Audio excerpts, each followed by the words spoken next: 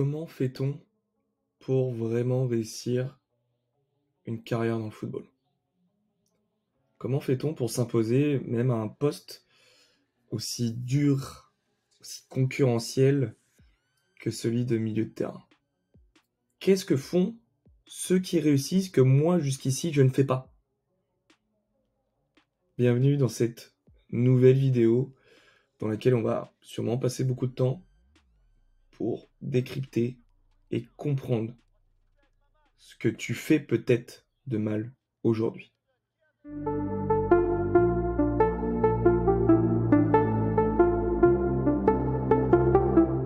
Comme je dis très souvent, j'ai la chance d'accompagner des joueurs dans divers objectifs, encore une fois, devenir le meilleur joueur en R1, en N3, parce qu'ils veulent kiffer, ils veulent se régaler sur la pelouse, sur ce rectangle vert, et d'autres veulent en effet vivre du métier de footballeur, donc peut-être atteindre la Nationale 2, la Nationale, jouer dans une division à l'étranger, ou d'autres ont l'objectif, en effet, d'intégrer un centre de formation et de faire une carrière au niveau professionnel. Encore une fois, en France ou même à l'étranger.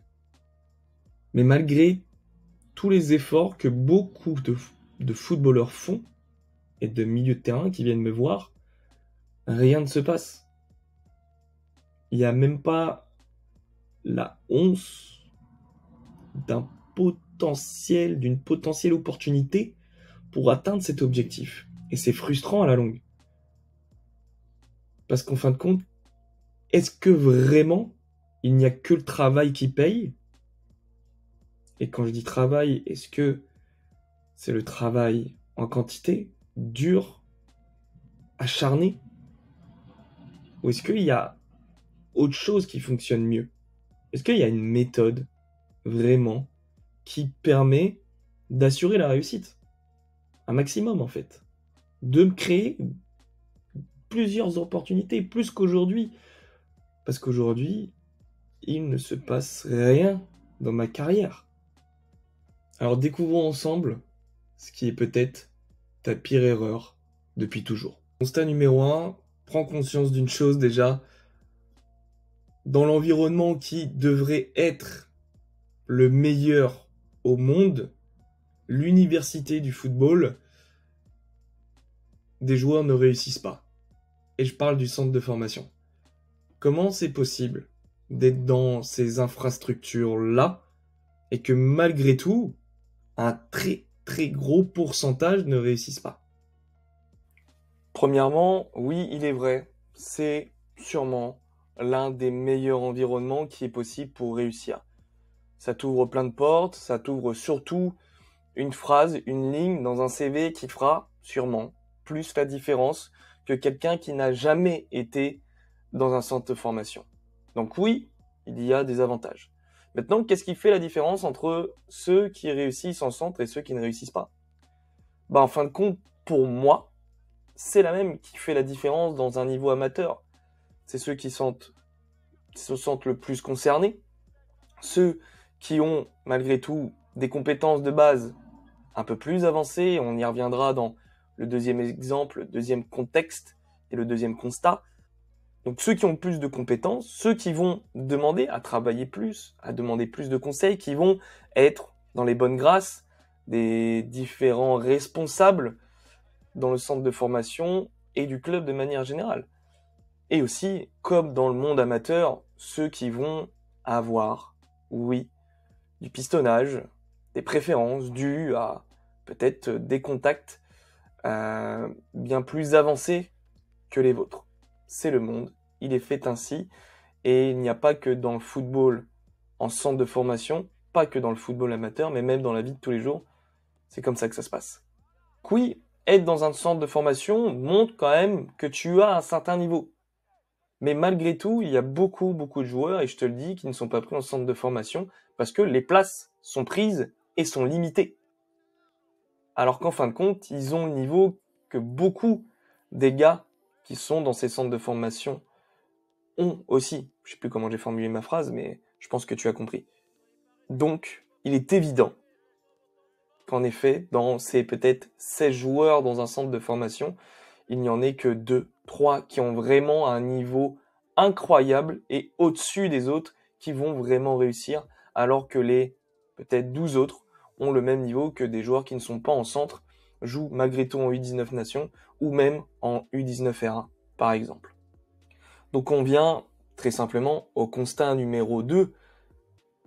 Est-ce que certains ont un don dès la naissance?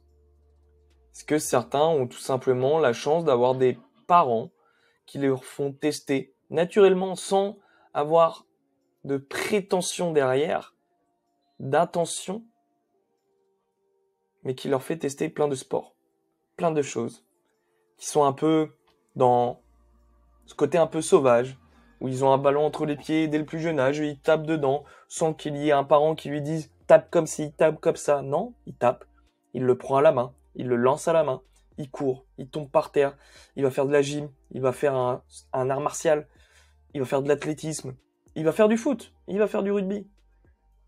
Il va préférer le foot. Mais depuis son plus jeune âge, il teste plein de choses. Et il a des compétences. Parce que depuis qu'il marche, il a quelque chose entre ses pieds. Est-ce que la différence ne se fait pas là, justement?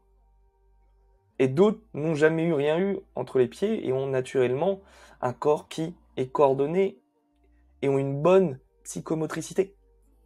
Est-ce que la vie, en fin de compte, est injuste et tu ne peux, en fin de compte, pas réussir malgré tous tes efforts? Et c'est là la différence entre toi et eux. Et du coup, c'est joué d'avance. Est-ce qu'on essaye de passer au-dessus de ça et de comprendre réellement pourquoi des mecs qui travaillent moins que toi, font moins de séances d'entraînement, sont pris en centre, sont pris dans l'équipe, sont titulaires, signent un contrat, alors que toi, tu restes très très loin derrière. Maintenant, je vais faire un retour en arrière et revenir à ces fameux centres de formation, l'élite du football, les élus. Tu veux être surpris de quelque chose? Ce que les centres de formation ne disent pas réellement. Dans le pourcentage de joueurs qui ne réussissent pas, oui, en effet, il y en a qui n'ont, à l'instant T, de devoir signer un contrat, n'ont pas le niveau. Personne ne sait si ils ne l'auront jamais ou l'auront plus tard. Et du coup, cela fout un coup au moral à ces joueurs qui ont été mis en plus dans un environnement où tout était fait à leur place. Ils ne sont pas responsables de leur carrière. C'est le club, le coach, le responsable du centre qui a été responsable de leur carrière. Ils comptaient sur ces personnes-là pour réussir. C'est peut-être là aussi que se fait la différence entre ceux qui ne comptent peut-être pas sur le responsable du centre et travaillent malgré tout, et ceux qui comptent trop sur les gens pour pouvoir réussir leur propre carrière. Et ça aussi, on va en revenir durant la vidéo. Mais ce que ne disent pas les centres dans ce pourcentage de non-réussite, au-delà de ne pas avoir le niveau, c'est qu'il y en a que, à 17, 18 ans, décident de totalement arrêter ce foot de haut niveau. Parce qu'en fait, depuis l'âge de 8 ans, ils sont professionnels. Parce que les parents les mettent dans des conditions de pro. Parce qu'ils rentrent dans un centre à l'âge de 11, 12 ans. Et ils passent les 6, 7, 8 prochaines années à être conditionnés à travailler et à être professionnels. Oui, la professionnalisation, c'est bien. Mais est-ce que avoir un joueur de 12 ans calqué comme un professionnel est bon pour tout le monde? Non. Et c'est pour ça que certains décident, en fin de compte, de ne pas continuer en centre, de faire tout leur possible pour gâcher leur fin de parcours en centre, en ayant un mauvais comportement, en baissant leur niveau, en travaillant moins, ou en disant tout simplement non, et en faisant tout pour faire capoter la signature d'un potentiel contrat. Et que ça soit de manière consciente, mais surtout de manière inconsciente. Je ne comprends pas, je voulais tellement réussir, ça fait depuis l'âge de 12 ans que je suis là, et j'ai tout fait capoter, quoi. Parce que tout simplement, ton corps, ton état d'esprit, ton inconscient, ton subconscient, a tout fait pour tout arrêter là, parce qu'en fait, c'est de là que démarre le fameux burn-out, la fameuse dépression de beaucoup de footballeurs apparemment. Professionnels, trop tôt. Dans ce pourcentage, ce sont des joueurs consciemment et inconsciemment qui décident de mettre un terme à leur carrière de professionnel. Et toi qui es dans le monde amateur, tu te dis c'est complètement fou. Moi, je serais hyper heureux. Imagine de devoir écouter des ordres dans le sport que tu aimes depuis l'âge de 10 ans, que tes parents te donnent des ordres une fois que tu rentres avec eux à la maison, que quand tu es en centre, chaque coach te dit exactement quoi faire et que tu n'aies pas d'espace réellement pour ta créativité et pour ton plaisir. Comment tu serais, toi? Et attention, je ne remets pas en doute les compétences des centres et ça commence à changer justement. Donc si on part de ce constat, il y a énormément de différences qui se fait dans l'état d'esprit. On est conditionné, peut-être culture française ou non, à attendre que quelqu'un nous sauve, que quelqu'un vienne nous aider, qu'un agent trouve un club à notre place, qu'un préparateur physique nous fasse notre propre programme pour avoir les meilleures performances, qu'un entraîneur nous fasse jouer et qu'on soit dans ses bonnes grâces en travaillant un minimum. Même si tu penses travailler beaucoup, avoir cette pensée en tête, fait que, en fin de compte, tu ne travailles pas autant ou aussi bien que tu pourrais et que tu le devrais. Parce que tu es dans l'attente que quelqu'un fasse la différence à ta place. Tu ne contacteras jamais de club parce que tu as reçu un jour un message d'un agent qui t'a dit « Je vais trouver des clubs » et à partir de là, tu le rémunéreras. Donc super, c'est gratuit. Comme si quelqu'un gratuitement allait bosser d'arrache-pied pour toi déjà. Mais surtout, comment c'est possible que pour ta propre carrière, c'est quelqu'un d'autre qui bosse à ta place? Je ne comprendrai jamais ce concept. Et je le comprends tellement bien que j'ai été dans cet état d'esprit-là à un moment donné. Mon père va me sauver. Mon père va me bouger. J'ai fait un mauvais match, il va m'engueuler. Super, c'est pour ça que je faisais des mauvais matchs. Ce gars qui m'a contacté sur Facebook, qui m'a dit qu'il allait trouver un club, c'est super. Je vais pouvoir faire des essais dans des clubs. Et tu attends. Et tu attends. Et tu attends. Et rien, vraiment rien ne se passe. Mais c'est de leur faute. C'est de la faute de coach qui te fait pas jouer. C'est de la faute du prépa physique qui te dit que c'est payant son programme et ça se fait pas. C'est de la faute de ton père ou de ta mère qui ne croient pas en toi. Parce qu'ils doivent croire en toi pour que tu puisses croire en toi. C'est fabuleux, non? Ce fonctionnement, cette perversité dans laquelle on nous a mis depuis tout petit. On a besoin des autres pour ensuite avoir besoin de soi. Parce que attention, je ne suis pas en train de dire qu'on a besoin de personne. Mais que la personne dans laquelle on a le plus besoin, c'est nous-mêmes. C'est toi.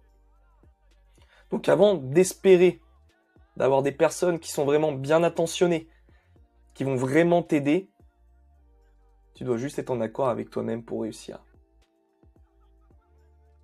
Donc il y a une différence, pour moi, entre ceux qui réussissent et ceux qui ne réussissent pas au niveau de l'état d'esprit. Ils ont avant tout compté sur eux.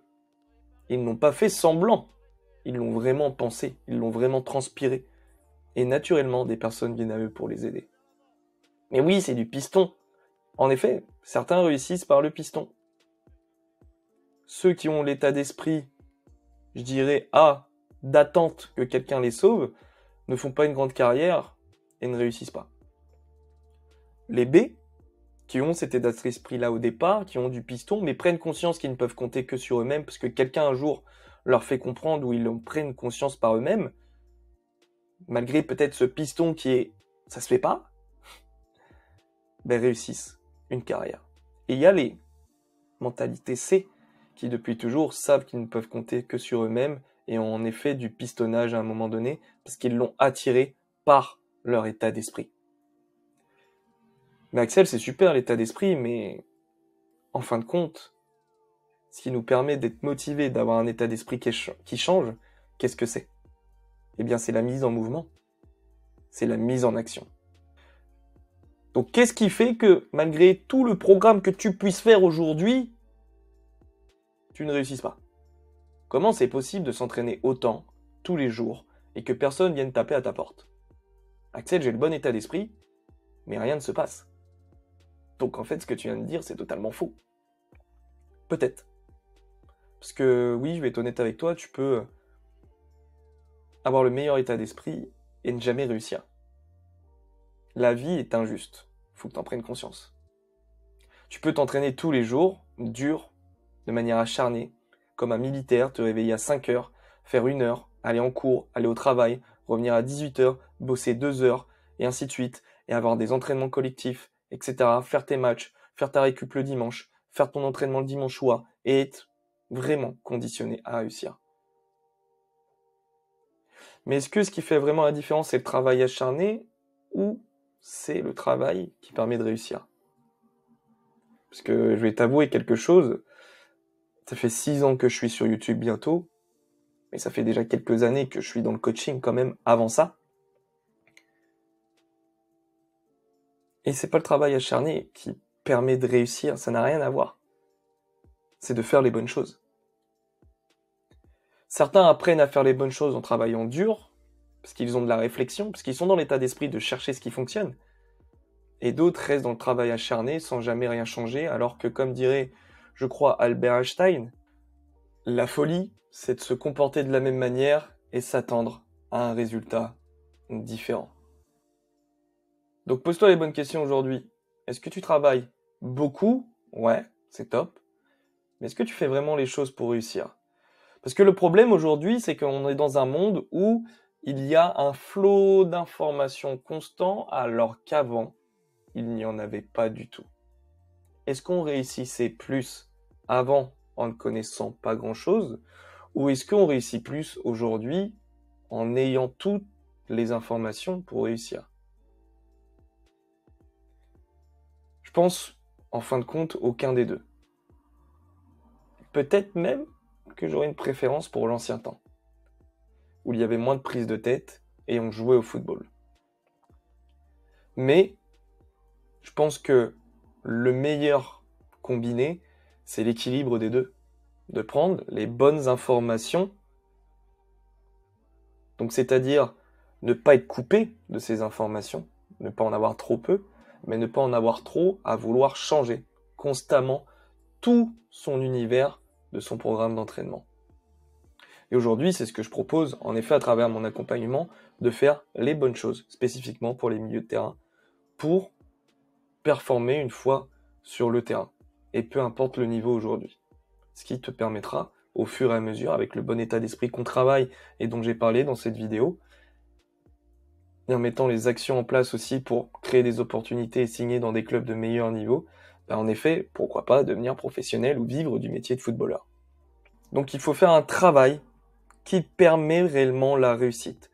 Et il y a plein de vidéos sur la chaîne qui te permettent de trouver quel est le travail vraiment à effectuer. Maintenant, il faut savoir le travail à effectuer pour toi, parce que les vidéos YouTube et toutes ces informations, pour quelles raisons tu ne trouves jamais la bonne solution, c'est parce qu'elles restent malgré tout très généralistes. Parce qu'on ne te connaît pas, parce que je ne te connais pas. C'est pour ça qu'aujourd'hui il existe des accompagnements, pour faire les bonnes choses selon toi. Et je parle des accompagnements qui sont vraiment individualisés et pas des accompagnements dans lesquels tu vas te retrouver avec 20, 30, 40, 50 personnes en même temps et surtout aucun coach quasiment pour t'aider spécifiquement toi. Est-ce que tu as réellement besoin de travailler l'endurance dans ton programme d'entraînement ou est-ce que tu as déjà de bonnes bases et on va travailler quelque chose en priorité sans abandonner l'endurance? Comment on trouve cet équilibre? Mais le constat est sans appel. J'ai des joueurs qui travaillent moins que beaucoup de joueurs qui ne sont pas dans l'accompagnement. Et malgré que ces joueurs hors accompagnement bossent beaucoup plus qu'eux, ce sont mes joueurs qui réussissent. Et il n'y a pas de pistonnage. Parce que ce n'est pas moi qui recherche les clubs. Moi, je donne les outils pour qu'ils recherchent par eux-mêmes et qu'ils apprennent à créer des contacts. Parce que ça servira dans la vie de tous les jours. Mais c'est eux qui trouvent. C'est eux les responsables de leur projet.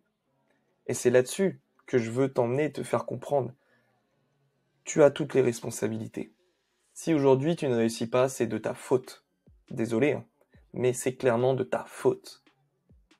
Pas la faute du coach, pas la faute de tes parents, pas la faute d'un agent. Même pas la faute d'un coach qui te suit individuellement. C'est de ta faute si tu n'as pas choisi le bon. C'est ta faute si tu n'es pas dans le bon club. C'est ta faute si tu n'es pas allé discuter avec ton coach pour comprendre pourquoi ça ne fonctionnait pas. C'est ta faute de ne pas avoir mis les choses à plat avec tes parents pour assumer réellement tes objectifs et montrer ton autorité. Mais je parle pas d'autorité en ayant des mauvais mots, mais juste de prouver que tu as confiance en ton projet et que c'est ce que tu veux réaliser. Et que surtout, n'oublie jamais que tu ne veux pas avoir de regrets.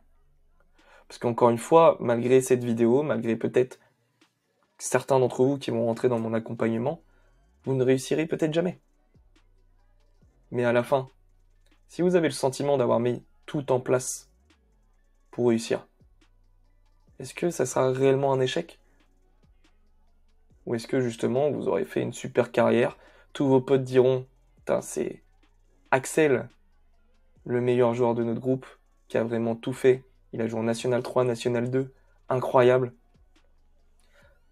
Et qu'en fin de compte, tu pourras créer autre chose derrière, accompagner d'autres joueurs, transmettre ce que tu as pu réaliser pour éviter que d'autres personnes peut-être perdent du temps, comme toi tu as pu le faire, fassent les mauvaises choses, les mauvais choix, mais surtout en les accompagnant à faire leurs propres choix et en découvrant ce qui est bon pour eux.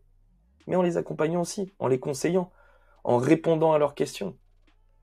Et si tu te reconnais là-dedans, et si c'est un projet qui peut te plaire pour plus tard, sache que, en fin de compte, ce que je suis en train de te décrire, c'est moi. Je n'ai pas réussi parce que je n'ai pas fait les bonnes choses. Parce que malgré tout l'amour de mon père, ce n'était pas forcément les meilleurs conseils. Parce qu'il ne connaissait rien au foot. Donc toi, est-ce que tu continues à ne pas recevoir les conseils de personnes qui savent ce que c'est, mais surtout à attendre que ces personnes-là viennent te sauver? Ou est-ce que tu vas les chercher? Est-ce que toi, tu considères que ces personnes-là sont dans tes valeurs, ils vont vraiment t'aider?